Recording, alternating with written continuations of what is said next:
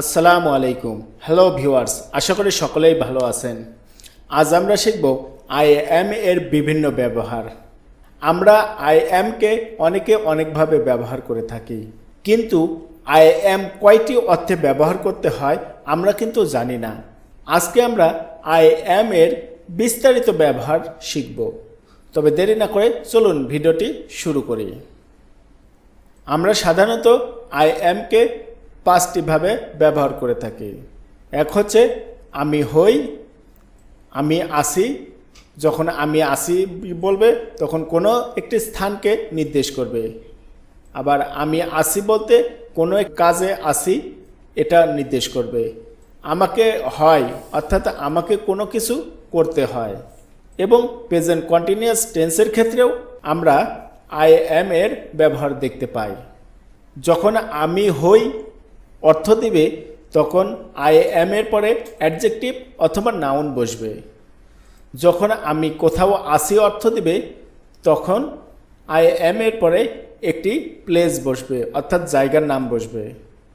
যখন আমি কোনো একটি কাজে আসি অর্থ দিবে তখন আই এম এর পরে ভার্ব বসবে, তার সাথে আইএনজি যুক্ত হবে।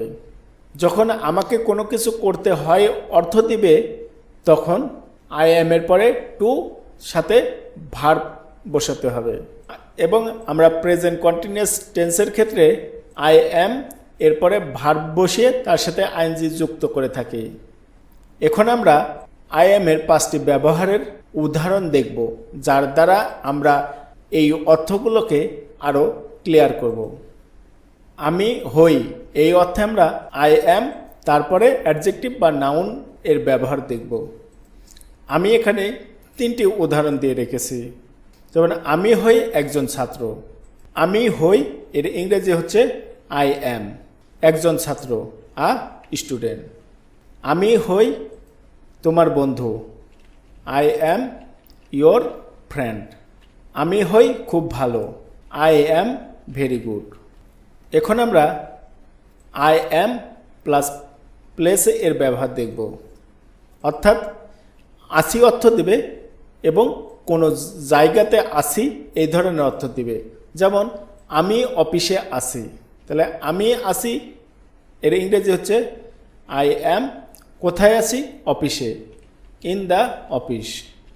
আমি বাজারে আসি, আমি আসি আই এম কোথায়? বাজারে, ইন দ্য মার্কেট। আমি রাস্তায় আসি, তাহলে আমি আসি আই এম কোথায়? রাস্তায়, অন দ্য রোড। এখন আমরা আই এম প্লাস ভার্ব তার সাথে আইএনজি যুক্ত এর ব্যবহার দেখব। অর্থাৎ আই এম দ্বারা আমি আসি অর্থ দিবে এবং কোনো একটি কাজ করা অবস্থায় আসি এই ধরনের অর্থ দিবে। যেমন আমি দাঁড়িয়ে আসি, তাহলে আমি আসি এর ইংরেজি হচ্ছে আই এম কীভাবে আসি? দাঁড়িয়ে। দাঁড়ানোর ইংরেজি হচ্ছে স্ট্যান্ড, তার সাথে আইএনজি যোগ, তাহলে স্ট্যান্ডিং। আমি চেয়ারে বসে আছি, তাহলে আমি আসি আই এম কী অবস্থায়?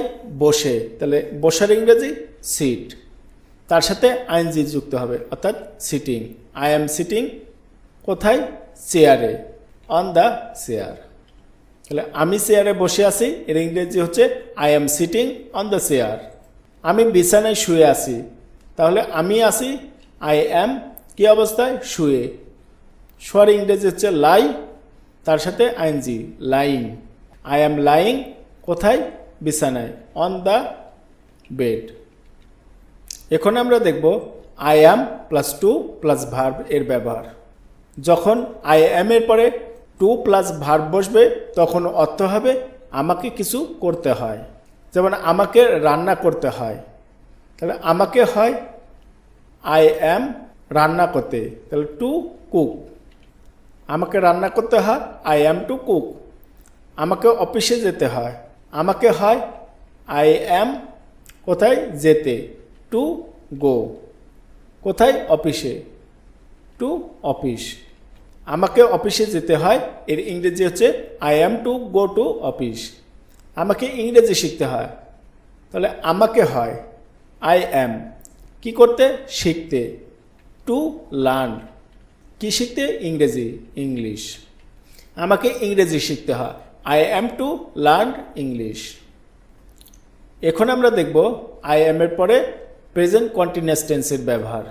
আর আমরা জানি যে প্রেজেন্ট কন্টিনিউয়াস টেন্সের ক্ষেত্রে ভার্বের সাথে আইএনজি যুক্ত হয়।